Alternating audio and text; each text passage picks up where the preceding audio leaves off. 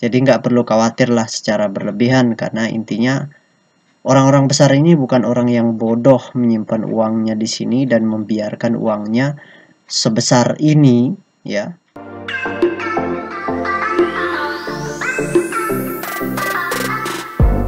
Hai Smart Traders and Investor, kembali lagi bersama saya Kadek Mertayasa di channel Yuk Nabung Saham. Nah, di episode kali ini kita akan membahas salah satu perusahaan yang di-request oleh Mas Tommy Hardiantomo, kode sahamnya IPPE. Nama perusahaannya yaitu PT Indo Pureco Pratama Tbk. Oke, untuk mempersingkat waktu, langsung saja kita buka datanya di aplikasi iPod. Nah, di sini kita langsung saja ganti sahamnya IPPE ya. Indo Pureco Pratama Tbk. Oke, langsung saja kita enter. Nah, ternyata perusahaan ini perusahaan yang baru memasuki tidur panjangnya. Oke, sekarang kita ingin lihat apa yang dilakukan oleh investor besarnya ketika terjadinya volume besar ini. Kita ingin lihat ya, apa yang dilakukan oleh investor besarnya. Dari tanggal 7 Februari sampai dengan tanggal 9 Maret lah. 7 Februari sampai dengan 9 Maret. Kira-kira investor besarnya distribusi atau akumulasi seperti itu. Oke, langsung saja untuk mengecek mereka, aktivitas mereka, kita harus buka data broker summary-nya. Kita klik kolom browsum.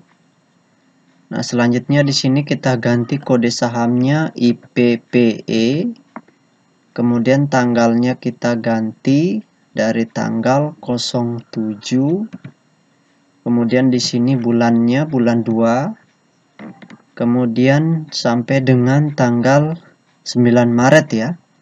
Bulan 3, terus tanggal 09. Oke, kita show. Nah, berdasarkan data transaksi atau data broker summary dari perusahaan PT Indo Pureco Pratama Tbk ini, kalau kita hitung total lot yang dibeli dengan total lot yang dijual secara keseluruhan dengan menggunakan tools tambahan yaitu Detektor, maka dapat ditarik kesimpulan bahwasannya selama sebulan ya, dari tanggal 7 Februari sampai dengan tanggal 9 Maret ya, di sini ketika terjadi volume transaksi besar ini, ternyata investor besarnya itu distribusi ya. Seperti itu. Nah, intinya di sini distribusi. Ya, mudah-mudahan sebentar kita cek dulu siapa yang transaksi seperti itu. Nanti kita akan cek di data peta kepemilikannya, kira-kira berapa banyak mereka transaksi. Oke, sekarang kita tutup data transaksinya. Nah, berikutnya bagi rekan-rekan yang senang atau yang sebagai penonton setia channel ini, di episode berikutnya, yaitu mulai dari bulan Mei nanti, Pak Guru tidak akan menerima akan mempertimbangkan, akan menyeleksi ya semua perusahaan-perusahaan yang di request. Kalau perusahaan-perusahaan seperti ini seharusnya jangan dulu dibahas, karena ini akan tidur panjang dulu. Jadi yang akan Pak Guru bahas, yang akan Pak Guru prioritaskan untuk dibahas mulai bulan Mei nanti, itu adalah perusahaan-perusahaan yang aktif ditransaksikan oleh investor besarnya, yaitu ketika terjadi akumulasi besar, terjadi kenaikan harga yang begitu signifikan, atau sebaliknya terjadi penurunan harga yang signifikan, kemudian setelah itu transaksinya masih didistribusi. Nah, itu yang Pak Guru akan utamakan untuk dibahas seperti itu. Jadi bagi yang ingin request ya, maka perhatikanlah saham-saham yang mengalami kenaikan yang tinggi maupun yang mengalami penurunan yang dalam.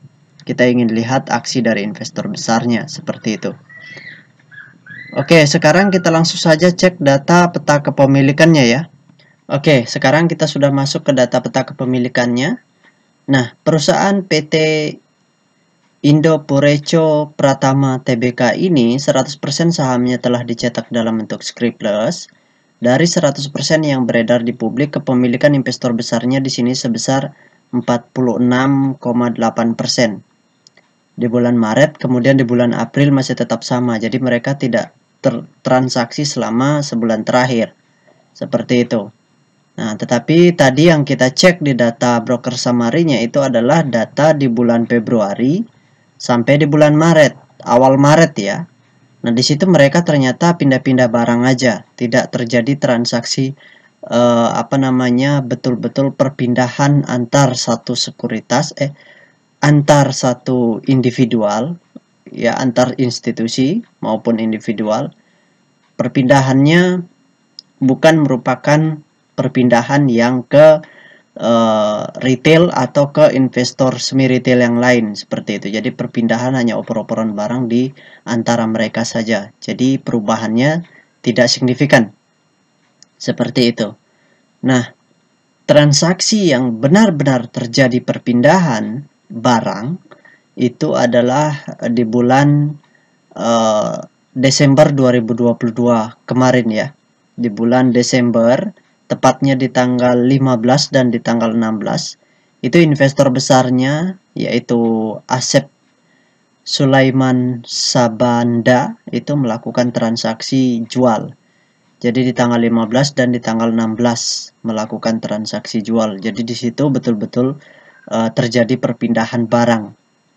Nah, begitu juga kalau kita lihat di sini, jadi investor semi retailnya juga melakukan transaksi tapi kecil, tidak terlalu perpindahan barang begitu besar ya. Seperti itu. Semi retailnya juga cenderung selama sebulan terakhir itu cenderung mengalami stagnansi atau tidak terjadi transaksi, kecuali di bulan Februari sampai Maret tadi yang kita lihat di data broker summary. Itu terjadi perpindahan antara dari satu kantong ke kantong yang satunya. Jadi hanya untuk mempertebal volume transaksinya seperti itu. Mereka opor-oporan barang di situ saja. Jadi kalau kita perhatikan dari sini, kemana arah harga bergerak, harganya karena dia sudah mentok di harga 50, maka ini akan tidur panjang. Kita tidak tahu kapan mereka akan markup. Yang jelas di sini kita sedikit bisa bernapas lega karena ada investor besar yang pegang. Di sini ada 3, yaitu ada Lembur Sedaya Investama, ini perusahaan PT ya. Kemudian ada Sumber Sentosa Adikarya, nah ini juga institusi. Kemudian ada Asep Sulaiman Sabanda, ini individual seperti itu. Jika Anda menyukai konten-konten kami mengundang Anda untuk mengklik tombol like dan subscribe agar Anda mendapatkan video terbaru kami setiap minggunya. Nah, jadi untungnya masih dimiliki oleh investor besarnya. Jadi kita tidak perlu khawatir berlebihan meskipun dia tidur. Jadi kita berdoa dan kita menunggu kapan mereka akan markup. Karena ujung-ujungnya endingnya nanti mereka kalau mau jualan, ya mereka harus markup. Harus borong kanan setelah harganya naik, kalau barulah mereka bisa jualan. Kalau memang mereka mau jualan, seperti itu. Jadi nggak perlu khawatir lah secara berlebihan, karena intinya orang-orang besar ini bukan orang yang bodoh menyimpan uangnya di sini dan membiarkan uangnya sebesar ini ya, itu tertimbun atau hangus begitu saja atau diam begitu saja. Tidak, mereka pasti akan melakukan segala upaya sama seperti kita investor retail. Mungkin kalau Anda sudah masuk menjadi investor yang semi retail, ketika Anda nyangkut di satu emiten, kemudian Anda mengkalkulasi bahwa Anda tahu emiten yang Anda miliki tidak ada yang menyetir, maka Anda pasti punya inisiatif untuk memarkup sendiri sahamnya. Kemudian setelah naik Anda bisa jualan, kemudian Anda bisa keluar. Itu banyak dilakukan oleh investor-investor semi retail dengan bekerja sama dengan temannya atau sebagainya, seperti itu.